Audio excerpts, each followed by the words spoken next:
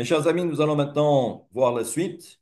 Après Rabbi Hizkiya, après Rabbi Yitzhak, nous avons maintenant Rabbi Elazar.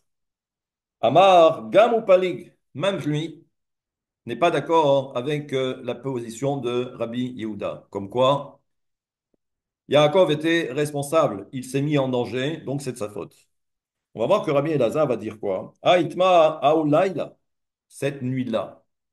Shultana de Sitra de Esav Ava Be'aishata. Nous savons que Arek Var Neemar, qui beoto laila ayazman memshalto shel tzad Esav.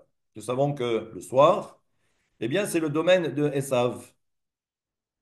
Et là, Dea Ketiv Yei Meorot Haser. Et là, Rabbi Lazar nous fait remarquer qu'au moment où Akadosh Baruch Hu décide, au moment de la création du monde, de créer les deux grands luminaires. Il y a écrit Yehi Meorot, il y aura des luminaires, des astres, bon, le soleil, la lune dans le ciel. Et nous savons que quand vous regardez le mot Meorot au pluriel, il manque Chaser Vav, il manque la lettre Vav.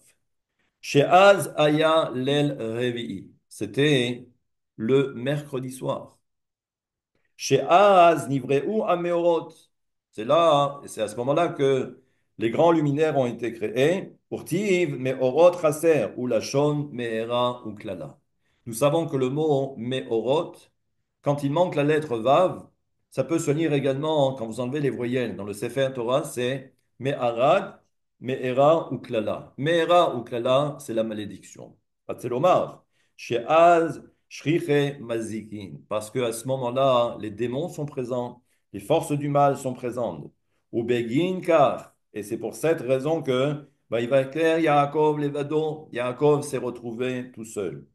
Piroucho, de Ishtea Yaakov de Ushimsha Bilchodoi. Et nous savons que Yaakov, c'est celui qui représente le soleil.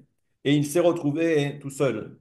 Et nous savons que Yaakov, c'est celui qui représente le Zeir Anpin, alors que la Malchut, elle représente la nuit. Et donc, l'évadon, c'est-à-dire qu'il s'est retrouvé tout seul, et donc il n'y avait plus de Shekhinah. Parce que tout le but, c'est justement d'arriver à lier le Zeir Anpin avec la Malchut, le soleil avec la lune. Lachen Shah Yaakov Iltata Levadon, Belo Shmirat Ashchina. Et c'est pourquoi il s'est retrouvé tout seul, parce qu'il n'y avait plus la protection de la Shekhinah. Deikas Yasiara Min Shimsha. Parce qu'il dit que la lune elle s'est nitrasa, elle s'est cachée chez Usod Amalchut, Mechamat Anane Akitruk. Et ça, ce que dit le Matok Midvash, pourquoi elle s'est cachée? Parce qu'à ce moment-là, ce qu'on va appeler les Anane Akitruk, les nuages de l'accusation, mais il dit, même si on considère que Akadosh Baruch Hu avait donné son autorisation aux représentants de Esav de combattre Yaakov, Netiru kutsha berichu, la it'adde mine mikol vakol. Surtout, n'allez pas croire que Akadosh Baruch Hu a abandonné Yaakov et qu'il n'était plus là pour le surveiller, du moins le surveiller, le protéger. Donc il dit, Ve'alda lo yacholo. Et c'est pour ça d'ailleurs que lorsque il va essayer de combattre Yaakov, je parle de Esav, du moins le représentant de Esav, lo yacholo, il n'a pas pu arriver à ses fins. Ve'alken sarosh el Esav lo yachol lenatzeach et Yaakov, dirtim, va ya ki lo yacholo. Il s'est aperçu qu'il ne pouvait rien faire contre Jacob. Istaka lemina vechama le'Avra. Il a regardé à droite, il a vu qu'il y avait la protection d'Abraham.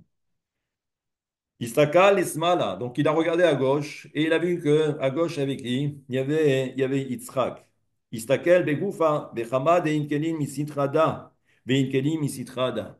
Donc il a vu que ensuite il a regardé à droite, il a regardé à gauche, il a vu également au centre. Au centre, c'est bien évidemment c'est Yaakov lui-même, c'est Tiferet. Vera shenichal mitzad. Et il a vu que Yaakov, en fait, il y avait la protection des dieux, parce que lui-même, c'est la combinaison des deux, c'est Abraham et c'est Yitzhak. Vaïga Keden, Vaïga Beka Firecho. Et donc, qu'est-ce qu'a fait Esav? Eh bien, du moins, le représentant de Esav, eh bien, comme vous le savez, il a luxé luxé, en fait, l'histoire d'une ère sciatique. Behad amuda de samich le gufa, de un le bar min gufa. Naga beka firach yamin. Et donc, il a touché, il a luxé le côté droit, la hanche du côté droit de Yaakov. Et nous savons que le côté droit, la jambe, du moins la hanche, c'est ce que l'on appelle Netzach. Sheu amud echad asomech et aguf, veu lachutz min aguf.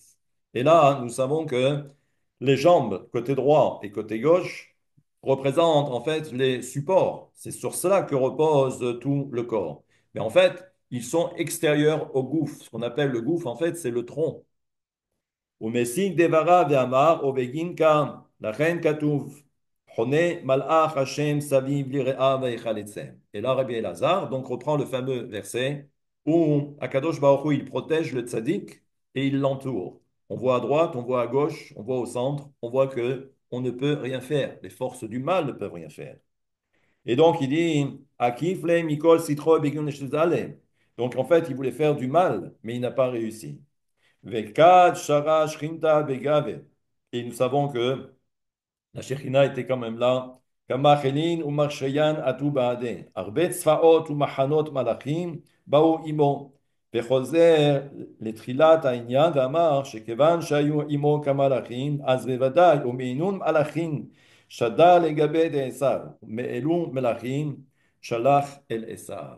Et donc Rabbi Elazar termine et dit, on peut comprendre maintenant que ce sont ces mêmes anges qui ont protégé Yaakov, on le prend, on le comprend après, mais ce sont ces mêmes anges qui ont protégé Yaakov, ce sont ces mêmes anges qu'il va envoyer auprès de son frère Esav.